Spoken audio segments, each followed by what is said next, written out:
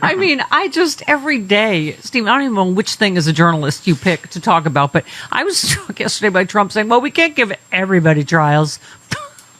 How fast are the founding fathers spinning, right? Yeah, well, at least there's an awful lot of judges that are still believing in the rule of law and due process that has a reason to hold on to a little bit of optimism.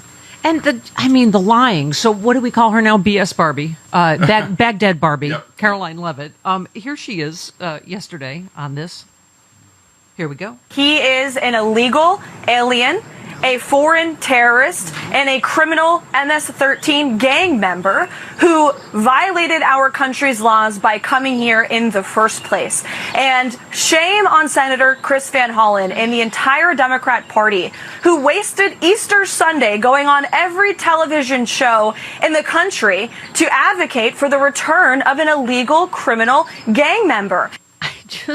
They've changed their story. She said yesterday on Fox and Friends, we did not make a mistake. We've always maintained this was an individual who needed to be deported. I mean, we have always been at war with East Asia, as I keep joking. It's like, no, the Trump administration admitted in court, where all of this belongs, that they made a mistake.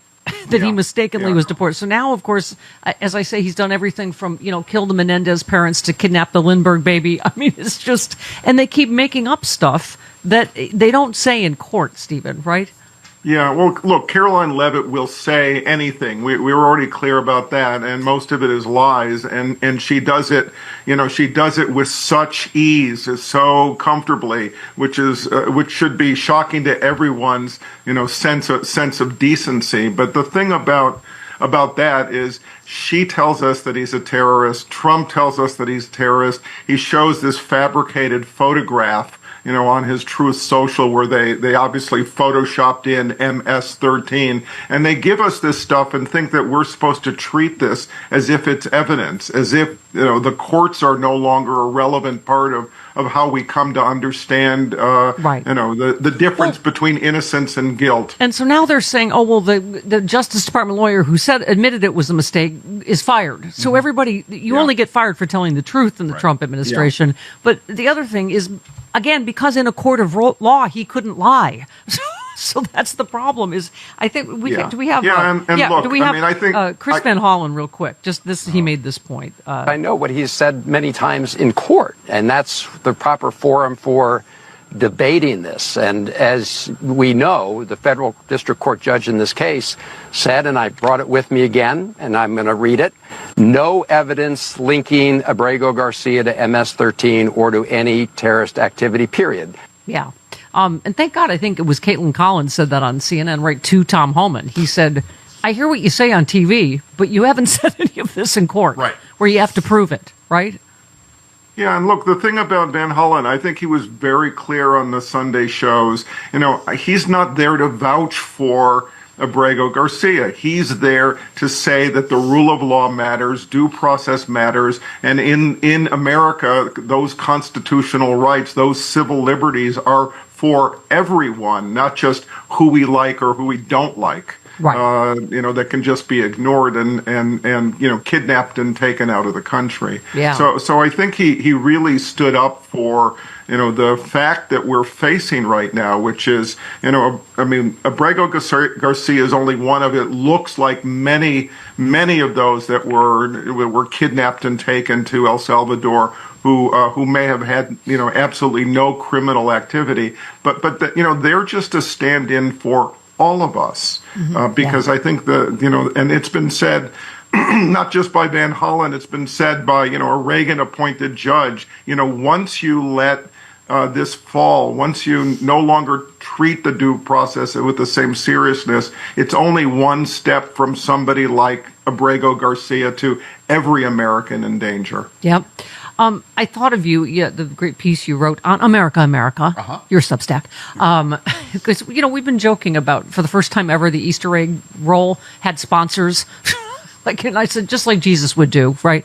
Yeah. I think he asked on the cross who was sponsoring the crucifixion. But anyway, you just said the dead end of capitulation is your piece. The more rich and powerful feed Trump's malignant wants, the more he demands. This must stop, replaced by defiant solidarity. Hear, hear. I mean, and a lot of the people, the sponsors yesterday, Stephen, people that are under investigation that want to, I mean, and that's all you have to do. Give money to something, suck up to Trump, and, bam. He either kills the investigation into you or whatever. But you said, I'll never get over the sickening sight on Inauguration Day as the billionaires stood behind Donald Trump, falsely mouthing his oath to protect and defend the Constitution. There was Bezos of Amazon, Zuckerberg of Meta, Tim Cook of Apple, what's his name of Google. Maybe they believe their kowtowing in advance would ensure the security of their fortunes and the well-being of their companies. And you said how little they knew, how profoundly they underestimated the reality of this malignant, immunized man whose narcissistic delusion about his own gifts and the depth of his grievances know no bounds. Did they not hear him when he said, I am your retribution? Did they think they could escape his malignant whims? Did they not grasp that he meant it when he imagined his own brilliance, ignoring virtually every economist said? I mean, that's what they're saying, Stephen, is that now these people and Republicans, they're going to start, because he is crashing the economy in real time.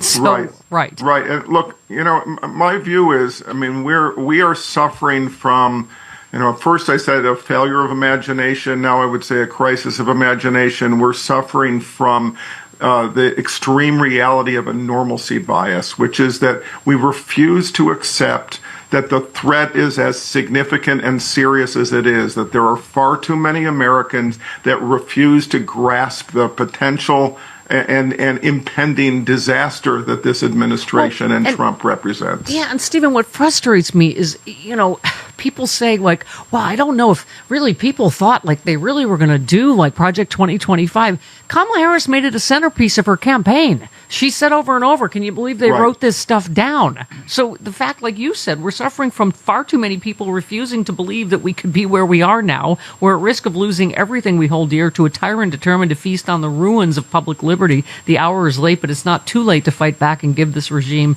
a proverbial punch in the face. I mean, it's exactly.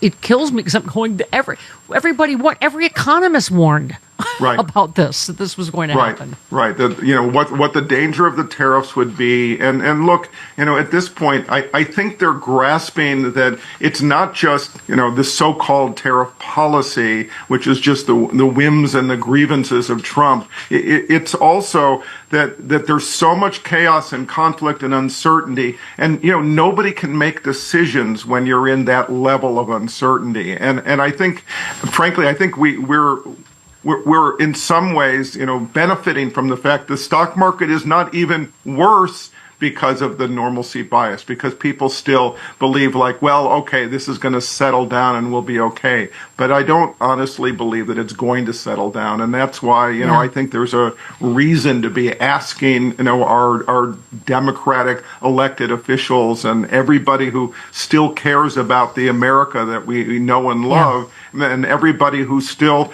committed to trying to get to that better place, to recognize the fact that we're in an emergency.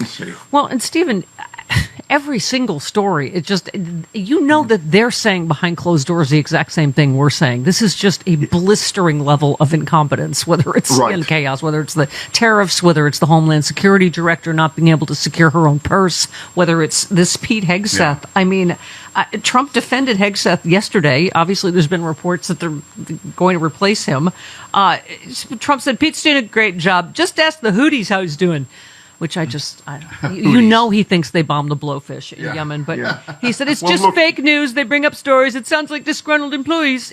Yes, the guy was like one of his best friends that was the Pentagon spokesperson. It's not an anonymous source. He wrote an op-ed about the chaos and said there's more bombshells to drop, which they did today, right? Look, we were told that the people who surrounded Trump during the first term were the ones who helped to create a buffer between America and catastrophe. And those people are gone. Now he's surrounded by, miscreants and sycophants, people who will do whatever he wants, who will not say no to him. And we're seeing the consequences of this guy, this immunized guy, being able to act totally day to day on the basis of his whims and his reckless desire to wreak havoc and retribution. Yeah. I mean, this is where we are. And, I mean, that honestly, that puts the pressure on all of us to respond. We are the guardrails.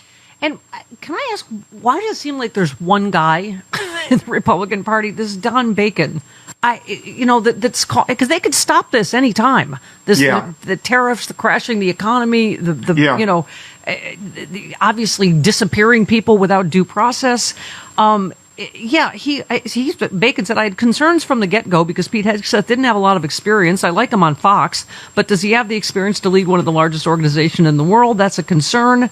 If it's true, he had another signal chat with his family about the missions against the Houthis. It's totally unacceptable. I'm not in the White House, but I'm not going to tell the White House how to manage this, but I find it unacceptable. I wouldn't tolerate it if I was in charge.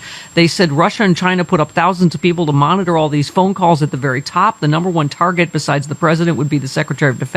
Russia and China are all over his phone. For him to be putting secret stuff on his phone's not right. He's acting like he's above the law. That shows an amateur person. So he's a retired Air Force general. Yeah. So I'm sure he understands how pilots feel that Pete Hegseth told what their flight path was and where they were going to be when on a public app, right?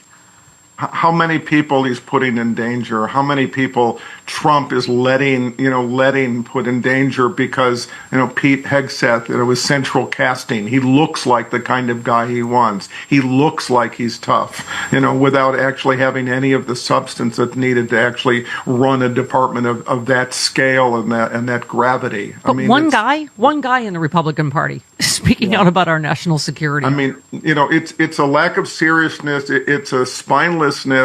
And I've been lingering on, Alaska's Lisa Murkowski saying we're all afraid. I mean, okay, I get it. You're worried about the MAGA crowd and the death threats and people coming after you. I get it. But if you're in that position and you're letting yourself be intimidated and riddled by fear, you don't belong there. That's right. Yep, that's right. Did you hear the rumor that Trump is telling the Vatican they should pick a new pope from the Fox and Friends cast? Because I heard that. I don't know. Clearly they should. There must be some excellent choices. Oh, of course. I mean, he owes it to them. J.D. Vance killed the Pope. I mean, seriously, How about Ray Fiennes? Isn't it time for our first blonde pope? Yes. All right. I don't know why. That's funny. Okay, go read his Substack. It's fantastic. Yes. Hey, John Fugelsang here. You guys know what's happening to the country, and corporate media is not helping. But when the White House Correspondents' Dinner fires comedians, it's time we take back the mic and brutally mock them in the process.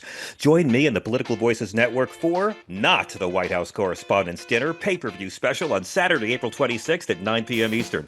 Not just another comedy show, it's a no-holds-barred takedown of media hypocrisy, political BS, and sanitized news with over a dozen fearless comics and influencers bringing truth with punchlines, including Hal Sparks, Alonzo Bowden, Trey Crowder, a.k.a. the liberal redneck, Glenn Kirschner, Allison Gill, Brooklyn Dad Defiant, Dino Badala, JoJo from Jerz, TV's Frank Conniff, and many more with special guest Miss Elaine Boozler. Catch the Not the White House Correspondents' Dinner live on April 26th instead of that other thing, or stream it on demand for 2026, because that's a good number to think about. Go to www.meethook.live/not and get your ticket, because when they silence comedians, we get louder.